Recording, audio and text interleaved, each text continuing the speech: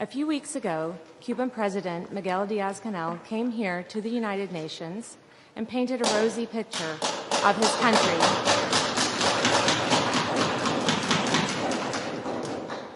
as a paragon of solidarity, democracy, and human rights.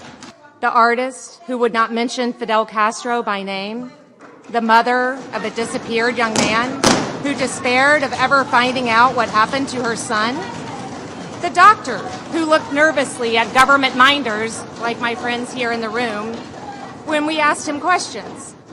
Reputable NGOs report that more than 100 Cubans currently languish in jails or under house arrest as political prisoners.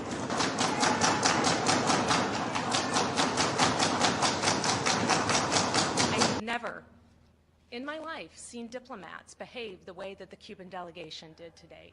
It was really shocking and disturbing. And it makes you wonder that if the diplomats of this government behave this way, how do the police behave?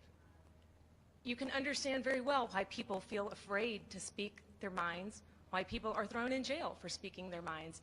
You will note that every day, probably in the United Nations, there's an event bashing Israel. I mean, hardly a day goes by without some formal UN-convened event bashing Israel, let alone side events that do this. So, you know, the idea that one country should not be selectively discussed for its human rights problems is patently absurd.